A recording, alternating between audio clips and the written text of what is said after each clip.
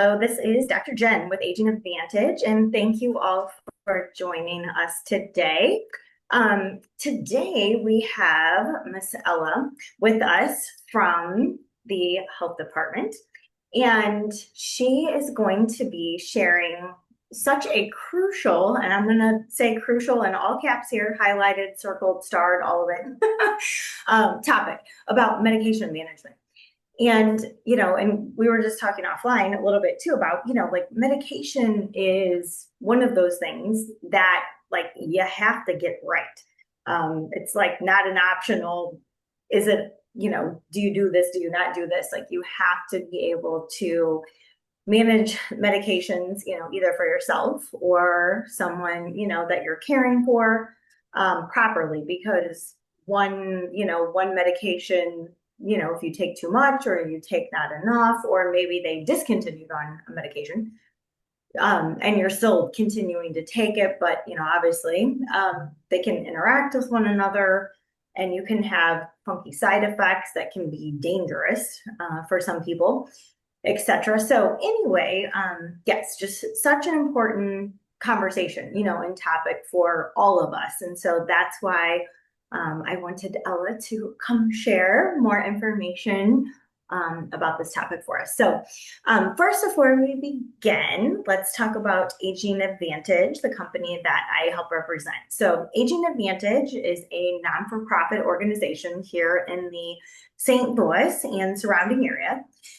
And through local grants and donations, we are able to partner with organizations, again, such as the health department and St. Louis County and all the surrounding areas for really awesome education topics for you all, really to help you guys combat the effects of like post-pandemic isolation issues, food issues, housing insecurity, and more importantly also too, to help promote self-care and self-resilience and, self-confidence and help you guys, to be independent, but also for you to continue the observation and that awareness for things in your life like this, that might need a little more attention than you've been potentially giving it. So so anyway, through these kind of partnerships, like I said, we're able to provide just really, really great education. And so again, today I'm just gonna, introduce you guys to Ella, and she is going to share a little bit about her background and again, her role as a health education coordinator. So go ahead, Miss Ella, take it away. Hi, thank you so much for having me. So, yeah, my name's Ella. I'm a health education coordinator with St. Louis County Department of Public Health. I have been in this role since March, so I'm a little bit new to it, but I'm extremely passionate about sharing information, educating people on different health topics. We kind of wear a couple of different hats in our division as health education coordinators when it comes to different topics. Typically, we do things just on chronic disease. My specific area of chronic disease is cancer prevention and screening. But we pretty much just do it all.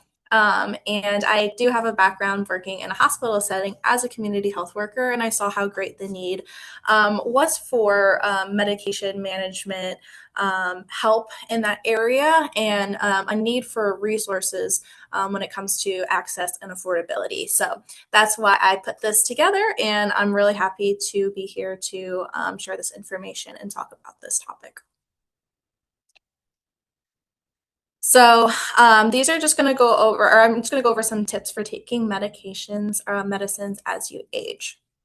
So older adults often have multiple medical conditions and take several medications to treat these conditions. 1/3 of 60 to 70-year-olds take 5 or more prescriptions medications regularly. One study found that about 1 to 10% of hospital stays are due to problems with taking medications at home. And it's important to highlight the negative health outcomes that can come from this, but it's also important to note that it can be really challenging to manage many medications at one time. It's also important to know that there are some risks that come with taking multiple medications. One of these is side effects. So you may be more likely to have side effects if you're taking more medications, just because many medications just come with side effects. So the more medicines you take, the more likely that you will have side effects. And it can also increase your risk for falls.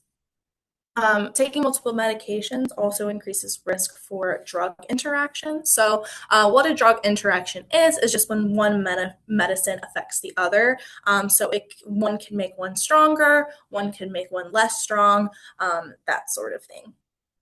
They can also interact with alcohol and even certain foods. And some interactions can be serious, some of them not as serious, but they all fall somewhere on that can fall somewhere on that range and even be life threatening. So that is something definitely to be aware of. And if you take multiple medications, you might find it hard to keep track of when to take your medications, or you might forget which one that you have already taken at a certain time. And then you also might be taking a medication you don't need. This is more likely to happen if you have multiple healthcare providers, especially if they're across different health systems, like different hospitals. Sometimes their systems and their information don't merge, and you may be prescribed different medications that are actually treating the same problem. So, tip number one is to know what you are taking. So, first step in doing this is just to become familiar with your medicine. Take a moment, sit down with it all, get familiar with the size, the shape, and the color of all the medicines that you have. And make sure that you know about all medicines and supplements that you're taking. So, these usually fall within the following 5 categories. So, of course, you have your prescription medications, which are going to be the ones that come from your doctor. Then we have the over the counter or OTC medications, and this could be things that you pick up from the drugstore, such as like Zyrtec for your allergies, things like that. Then you have your vitamins. You have your things such as vitamin C, vitamin D, vitamin B, all those good stuff, all those good things. And then you have your dietary supplements, which is something that you might take to supplement your diet or the food that you're already eating on a day-to-day basis. So an example of that would be like fiber. And then lastly, you have your herbal remedies, which is something that's a little bit less common, but an example of that is St. John's wort. That's an example of something that can be considered that, and it is something that you want to take account along with all the rest of your medications. And be sure that your doctor and your pharmacist are also aware of everything you take. Your doctor wants to know and have a history of your medication, and they don't always have everything on file, especially regarding what I just mentioned. Like if you have different doctors across different healthcare organizations or systems, they don't always have that information. So it's just important to be transparent and open with them as soon as possible and just lay that all out on the table of everything that you're taking. And this also applies to dentists and eye doctors, specialists as well. Sometimes it may feel silly or redundant because you're like, well, this medication has nothing to do with my teeth or my eyes, but you never know what they might where the treatment plan might go and what type of interactions and effects that it can have. So it's just better to be honest and open with your doctors. They're not there to judge. They just want to help avoid any of those serious interactions or adverse health consequences. And also tell your doctor about alcohol, tobacco, and drug use. Again, they're not there to judge you. They're there to help you out and just make sure that you're the healthiest that you can be. Tip number 2 is to ask questions about your medications. When a provider prescribes a new medication, of course, ask what's the name of the medication. Try to familiarize yourself with the name, the pronunciation if you can. And then the 2 that I find very, very important. So if you're going to take anything out of all these questions, I would really make sure that you ask, why am I taking this medication? And or what is the name of the condition this medicine will treat? So why am I taking this medicine? plain terms, you're taking this medication, for example, for to lower your blood pressure. So the name of the condition the medicine will treat would be hypertension. So just knowing that and having all those details at your disposal is just very helpful. Other questions when you get a new medicine is to ask, how long will it take to work? How should you store the medicine? Does it need to be refrigerated? Can it be left out? Can you take a cheaper generic form of the medicine? A lot of the times there are alternatives, sometimes there is not, but I think it's always worth it if you're not already prescribed off the bat the generic version of the medicine to ask and see if that is an option for you. And also ask if the medicine will create conflicts with the other medicines that you take. Other questions to ask are ones that can help you figure out how to take them the right way. So, when and how often should I take the medicine? Is it as needed? Is it on a schedule? Should you take the medicine before, with, or in between meals? And how long will I have to take it? Is this a short term medication or is this a medication that I'll probably be taking for a long time? You can also ask about how you'll feel. So, what side effects might you expect? And should you report them if you do experience those side effects? Are there other medicines or activities you should avoid while taking this medicine? Ask if your new medicine interferes with eating or drinking. And this also applies to alcohol as well. Can you drink alcohol with this medicine? And if so, how much? And will this medicine change how my other medicines work? Some other questions are, if you forget to take it, if I forget to take it, what should I do? We're not perfect. Even with all these tips and tricks and things like that, you're probably not going to be able to be 100% every day at taking a medicine. So just be prepared. If you do forget to take it, what should you do? Sometimes it's something that you can just take it as soon as possible, or maybe you need to wait until a specific time to be able to take that medicine again. Maybe you take, your doctor will tell you what that process looks like, but it could look like a couple of different things. So if you don't ask it straight off the bat when you get prescribed the medicine, you can always call your doctor or talk to a nurse, and they'll be happy to explain that to you. And then what should you do if you want to stop taking the medicine? Is it safe to just stop? Sometimes it is, sometimes it isn't. Again, this is something that you just want to ask, be familiar with, consult with your doctor or a nurse on what to do if your medicine's making you feel weird or you don't think you really need it anymore. There can be different procedures on how that's done. So you just want to make sure that you know the right way for that specific medicine. And then tip number 3, this is going to be keeping track of your medicine. So I'd say like the best, easiest way to do this is to make a list. You can keep one copy of the list safe at home and then one in your wallet or purse so that you have 2 copies, one that's always at home for you to refer to, and then one that you can bring with you if you go to the doctor or if you visit the pharmacy.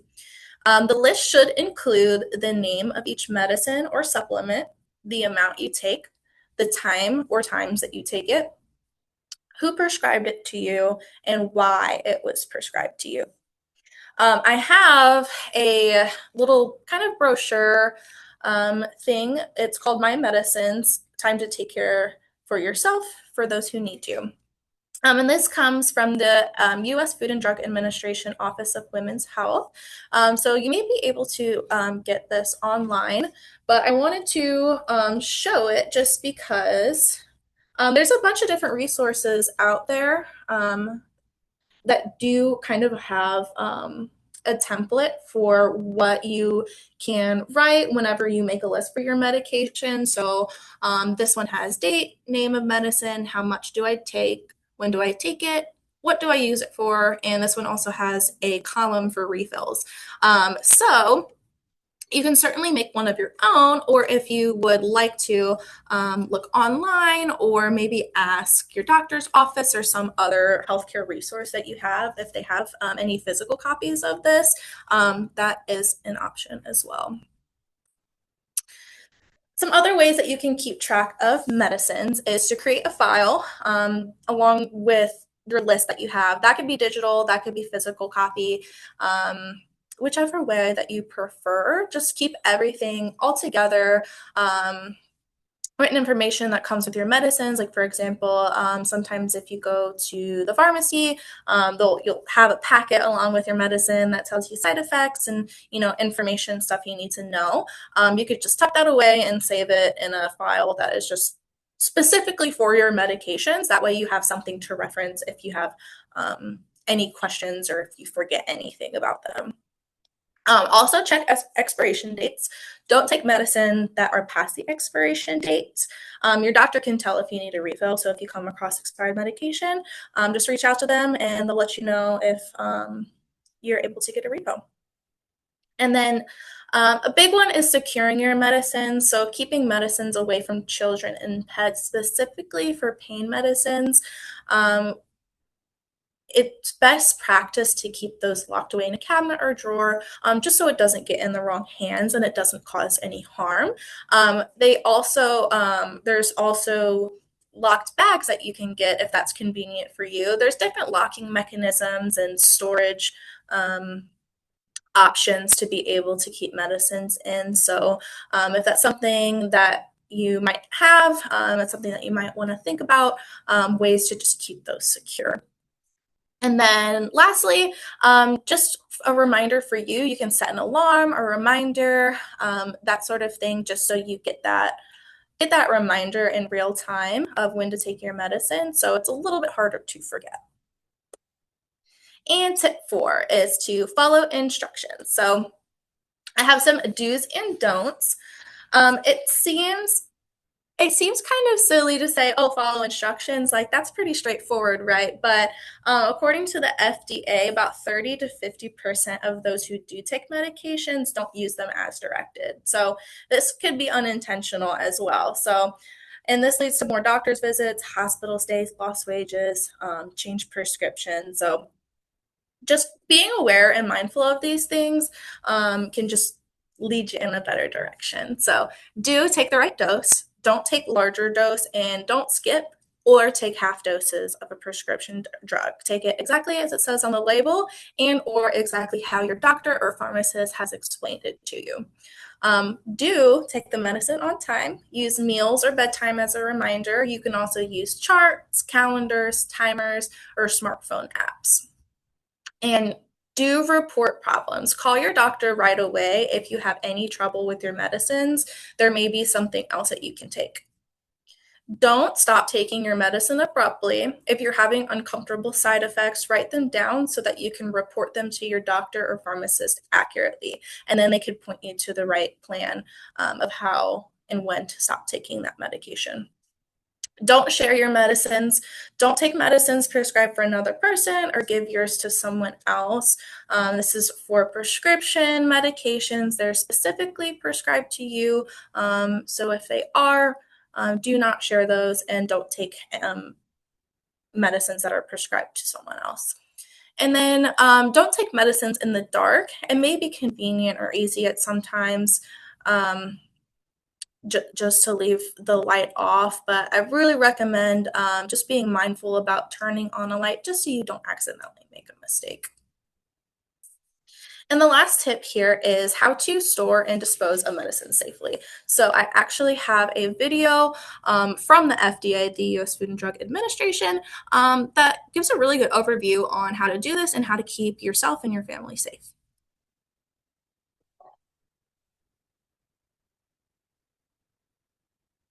Unused medicines can spell many things. Risk, if they're taken by someone they weren't prescribed for. Harm, if accidentally taken by a child or pet. Danger, or even death, if not used as directed. Unused or expired medicines may be hiding right in your home, in bathrooms, kitchens, bedrooms, purses, and anywhere you store medicines. So why put your family at risk? Safely dispose of unused or expired medicines before they can do harm. There are many ways to get rid of them. The best option is to find a drug take-back location. This could be a local pharmacy or a police station. These take-back locations may offer on-site medicine drop-off boxes, mail-back programs, or in-home disposal products. DEA's webpage can help you find a take-back location near you. Just enter your zip code. If you don't have a drug take-back location near you, check the FDA's flush list to see if your medicine is on it. Medicines on the flush list may be especially dangerous with just one dose if they're taken by children, pets, or others in your home. Flushing certain types of medicines, such as opioids, helps keep everyone safe by making sure these powerful drugs are not accidentally or intentionally swallowed, touched, or misused. Remember, don't flush any medicine unless it is on the flush list. If you don't have a drug take-back location nearby and your medicine is not on the flush list, you can dispose of it in the trash. For medicines you dispose of in the trash, FDA recommends that you mix them with an unappealing substance, such as dirt, cat litter, or used coffee grounds. Don't crush pills. Then, place the mixture in a sealed plastic bag before throwing it away. Scratch out personal information from the prescription label on the empty packaging. For complete details and instructions on safe medicine disposal, visit www.fda.gov/drug disposal.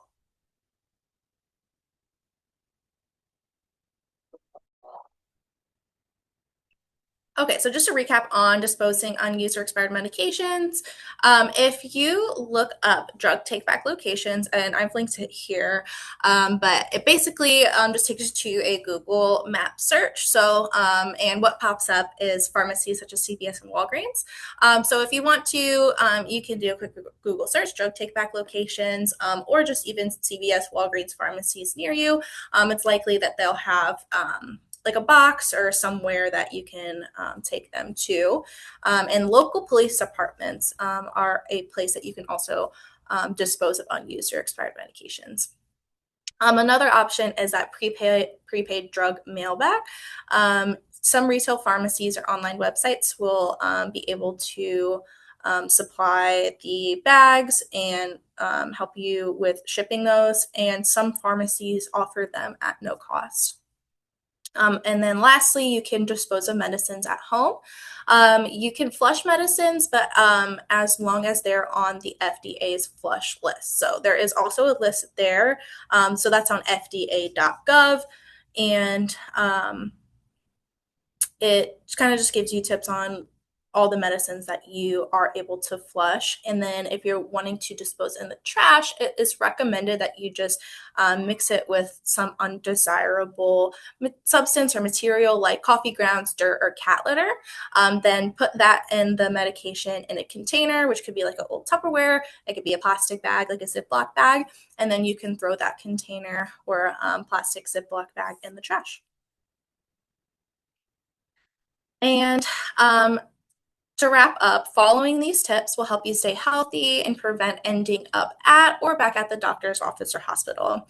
If you have difficulty affording medications, continue taking them as prescribed and talk to your doctor or pharmacist about options. There are drug discount cards, patient assistance programs, and more out there that can assist with the cost of medications. And a lot of the times, your doctor will point you in the right direction, or the pharmacist might be able to help get the ball rolling themselves. So don't be afraid to ask. Some examples of these resources are GoodRx and SingleCare. So if you haven't heard of these, they work as like kind of like coupons for prescription medications. So if you go to either of the websites, you can either get yourself just a generic drug discount card or prescription discount card.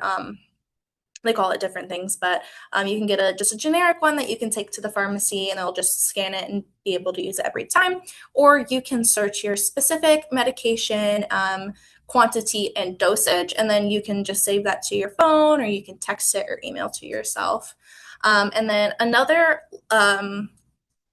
resource is a local one, and that's RX Outreach. So they're local to the St. Louis area and Delwood, and they have a bunch of different medications that treat different conditions. And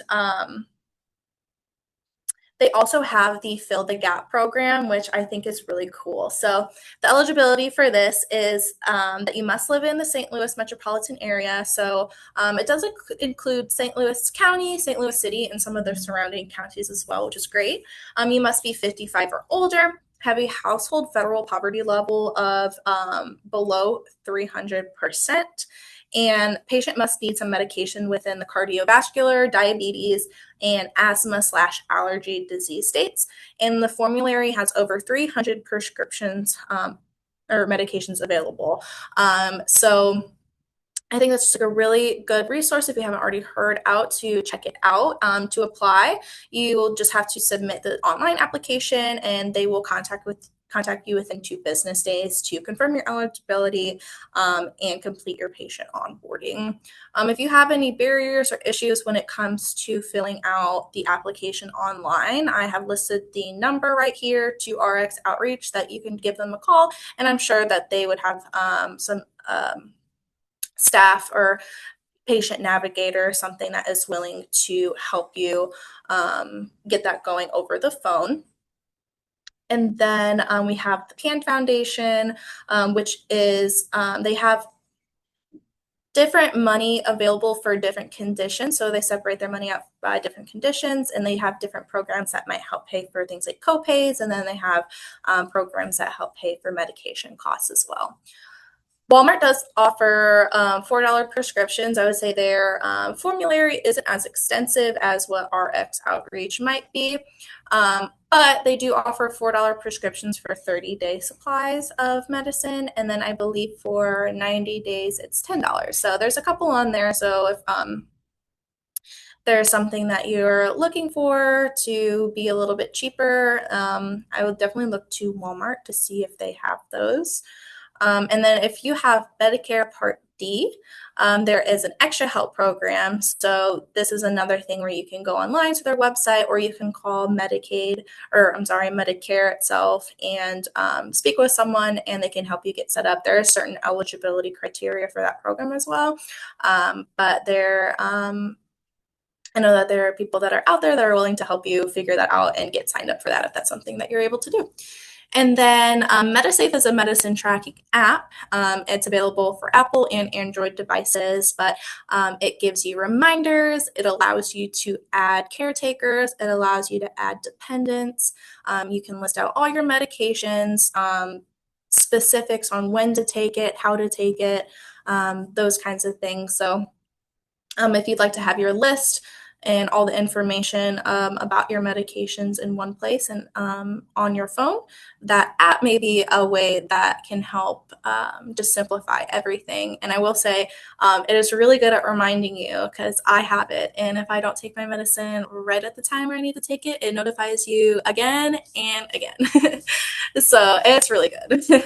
And then another sort of like example of a list that you could have as well is called the Medicine Wallet Card. This is available at www.arhq.gov. And then once you get to the search bar in the top, you want to type in your medicine. And then if you scroll a little bit, you'll find the link to the document. And I've just linked the PDF form of the document in this presentation as well. And then another thing, when it comes to asking questions and things, there is a guide from the National Institute on Aging and the FDA. It's called A Guide for Older Adults Talking with Your Doctor. So if that's something that you may be a little bit uncomfortable with or you find challenging, I think this is a really good resource. You can find copies of this on the NIH or National Institute of Health, National Institute on Aging website. And there's even more things in here just about medications, asking questions, how can you be involved, making decisions with your doctor, talking to specialists and hospital medical staff. So all around, this is just a really good resource. And lastly, I just wanted to mention a book called Maybe It's Your Medications. This is a book I haven't gotten to read at this point, but I did just hear about it from somebody who is local to the St. Louis community. Her name is Dr. Hedva Barinholtz Levy, and she is a geriatric pharmacist. And it is my understanding that this book goes over a bunch of different areas about medication management, how to avoid unnecessary drug therapy and adverse drug reactions. I know there's also resources in there. Even some tips on how to like create your medication list and things like that. So that could also prove to be really helpful as well. Those are my references, and thank you very much.